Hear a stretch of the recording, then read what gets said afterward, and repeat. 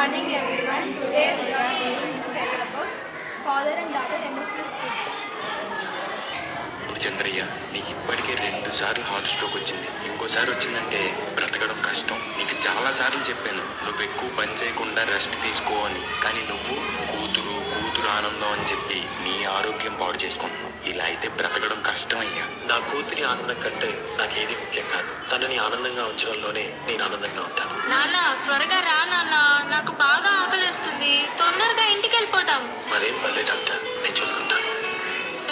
నాన్న నాకు బాగా ఆకలిస్తున్నప్పుడు ఆ ఆకలి తెలియకుండా ఒక పాట పాడతారు కదా, పాడండి నాన్న.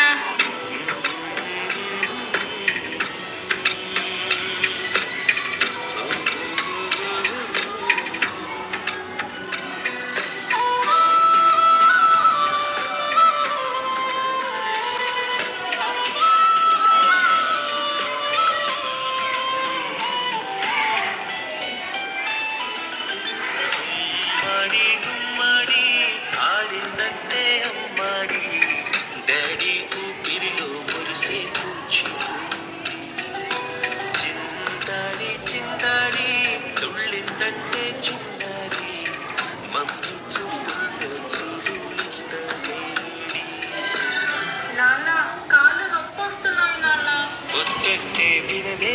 పగలంతా ఆడి పాడి ముద్దైన తినదే పరిగెత్తే పైడి లేడి చిలకల్లే చెవిలో ఎన్నో సుడాడి పట్టుకోదే పన్నెండైనా ఏం చేయాలి. గుమ్మాడి గుమ్మాడి ఆడిందంటే అమ్మాడి డాడీ కూపిరిలో మురిసే కూచిపూడి. చంద్రయ్య ఎక్కడయ్యా నా అద్దె డబ్బులు? 6 నెలల నుండి అడుగుతున్నాను, ఈ రోజుకి ఇంకా ఇవ్వలేదు. ఇలా అయితే ఉండొద్దయ్యా. నా ఇల్లు ఇప్పుడే ఈ క్షణమే ఖాళీ చేసి వెళ్ళిపోండి. అయ్యా కొంచెం చిన్నగా మాట్లాడండి అయ్యా. లోపల నా కూతురు నిద్రపోతుంది. విన్నదంటే బాధపడుతుంది. ఎలాగైతే 2 రోజులు డబ్బులు కట్టేస్తానయ్యా. ఏంటి చిన్నగా మాట్లాడాలా? అద్దె కట్టడం చేత కాదు కానీ కూతురు ముందు పరువు కావాల్సి వచ్చిందా? రేపుటి కల్లా నా అద్దె డబ్బులు నాకు ఇవ్వకపోతే ఇంట్లో ఒక్క సామాను కూడా ఉండేవను. ఏమైంది నాన్న?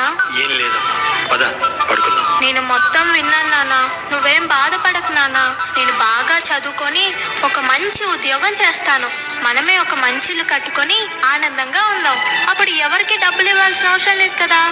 నువ్వేం బాధపడకు నాన్న. ఎన్నెన్నో ఆశలతో పెంచానమ్మ గుండెల్లో,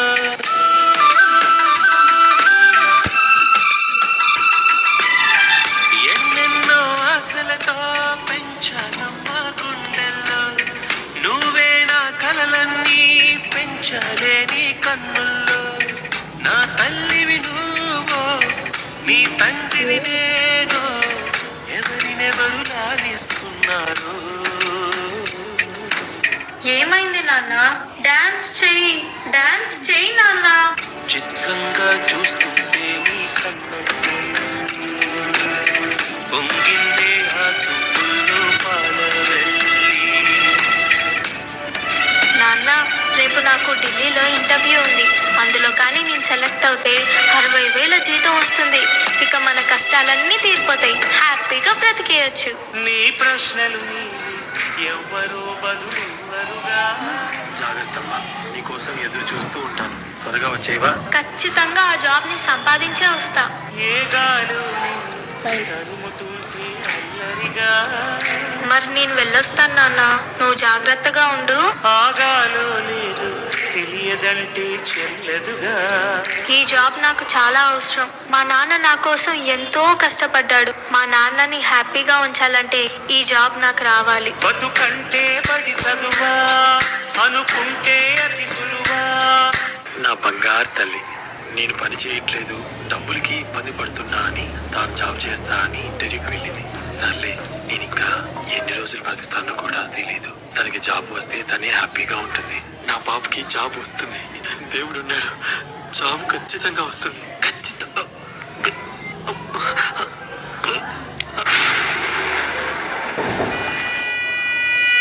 పొరపడినా జాలి పడదే కాలం మనలాగా. You are selected. నీకు ఈ జాబ్ వచ్చింది. Thank you so much sir. నాకు జాబ్ వచ్చిందని తెలిస్తే మా నాన్న చాలా హ్యాపీగా ఫీల్ అవుతారు. ఇప్పుడే ఈ విషయం మా నాన్నకు చెప్పాలి.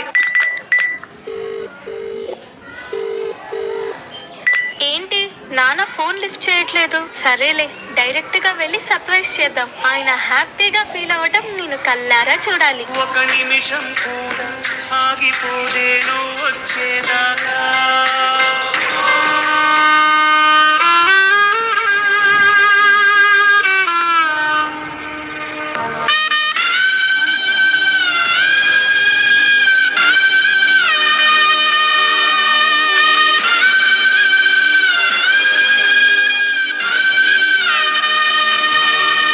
నాన్న లెగు నాన్న, నాకు జాబ్ వచ్చింది నాన్న, మనం హ్యాపీగా బతికేయచ్చు నాన్న.